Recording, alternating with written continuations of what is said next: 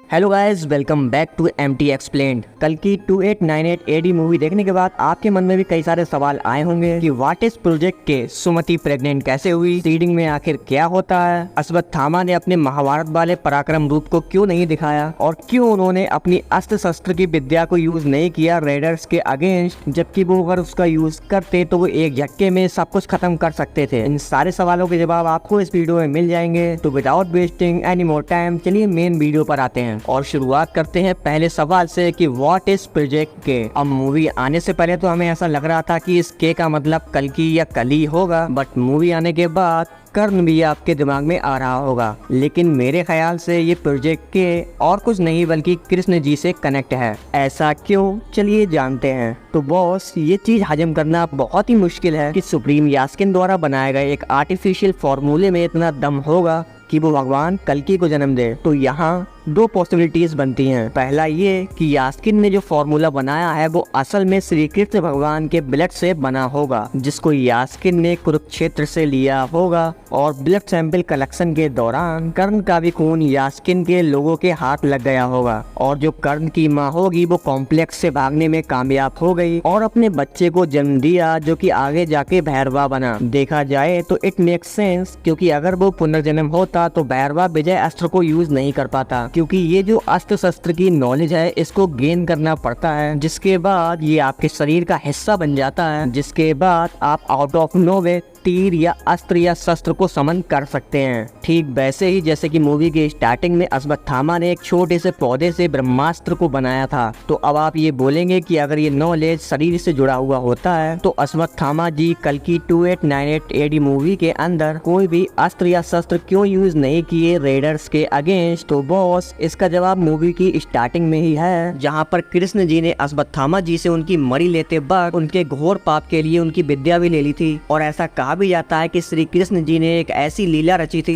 कि महाभारत के बाद सिर्फ 11 लोग ही बचे थे और उनसे ये कहा गया कि अपनी विद्या को और आगे ना बढ़ाया जाए, क्योंकि कलयुग आने वाला है जिसमें किसी का भी कोई भी भरोसा नहीं है। इन शॉर्ट, महाभारत वाली अस्त्र शस्त्र विद्या जानने वाले द्वापर युग के साथ ही खत्म हो चुके थे। इसीलिए अश्वत्थामा जी ने मूवी के अंदर सिर्फ अपनी स्ट्रेंथ का यूज किया था रेडर्स के अगेंस्ट, जो कि उनकी बॉडी से मिलता है, और जख्मों को हील किया अपनी मणि से, जो कि हम इस सीन के अंदर देखते हैं, जहां पर मणि लगाते ही उनके फेस में जो जख्म होते हैं वो ठीक होने लगते हैं। तो जैसा कि हमने देखा कि भैरवा विजय अस्त्र को यूज कर पा रहा था, जिसका मतलब ये है कि उसके अंदर कर्ण की अस्त्र शस्त्र की नॉलेज है, जो कि कर्ण के डीएनए के साथ आई होगी। और जिस तरह असैसिन्स क्रीड गेम के अंदर डीएनए की मदद से उसकी पुरानी मेमोरीज को ट्रिगर किया जाता था, उसी तरह यहाँ पर भी हुआ होगा। मेरी इस थ्योरी से भैरवा का ओरिजिन तो क्लियर होता है। अब आते हैं श्री कृष्ण पर। तो बॉस, देखा जाए तो भगवान को अपनी कोख में वही रख सकती है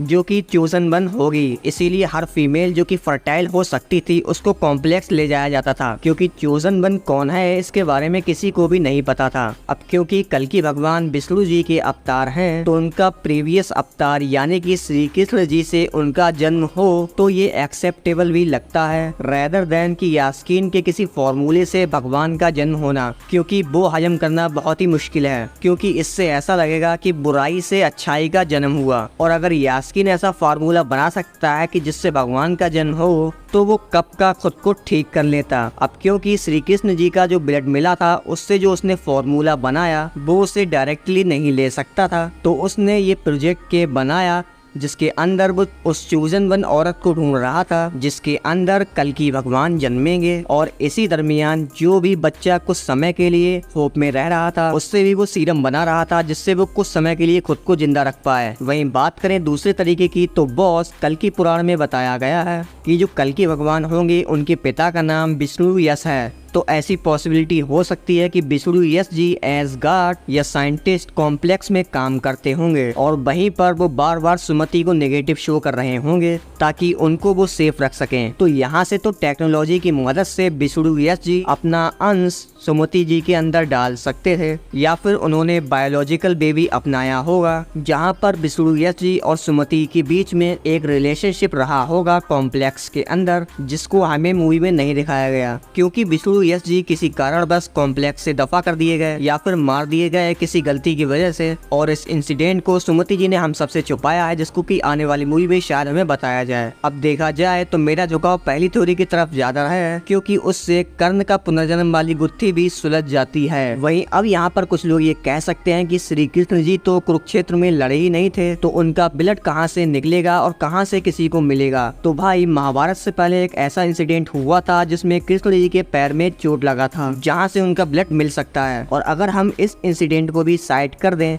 तो जब श्री कृष्ण जी का देह त्यागने का टाइम आया था तो उनके पैर में एक शिकारी ने तीर से छेद कर दिया था, तो वहाँ से तो ब्लड मिल ही सकता है। इसके अलावा एक और इंसिडेंट हुआ था जिसमें कृष्ण जी के हाथ में एक कट आ गया था, तो द्रौपदी जी ने अपने कपड़े को फाड़ कर दिया था और उससे हाथ को बांधा था, तो वहाँ से भी ब्लड मिल सकता है। बाकी देखा जाए तो रैंडम जगह से भी ब्लड मिल सकता है, जैसा कि उन्होंने गांडीव को दिखा दिया था कि एक डिजर्ट में कहीं पर मिल गया था। ये सब तो मेरी थ्योरीज थी। बाकी आपका क्या कहना है इन सब पर, आप हमें कमेंट में लिखकर ज़रूर बताइएगा। और अगर कोई डाउट या थ्योरी है कल की मूवी से रिलेटेड तो आप हमसे पूछ सकते हैं, तो मैं उसे अपनी थ्योरीज के जरिए एक्सप्लेन करने की कोशिश करूंगा अगर आपका सवाल मुझे अच्छा लगा। इसके अलावा अगर आपकी कोई थ्योरी है तो हम वो भी लिख के कमेंट में जरूर बताइएगा, और अगर आपकी थ्योरी हमें पसंद आई तो उसको भी हम आने वाली वीडियोज में कवर करेंगे। बाकी आई होप आपको आज का ये वीडियो अच्छा लगा होगा, और अगर आप आगे के वीडियोज मिस नहीं करना चाहते हैं तो हमारे चैनल को सब्सक्राइब कर दीजिएगा। बाकी मिलते हैं नेक्स्ट वीडियो में नेक्स्ट थ्योरी के साथ,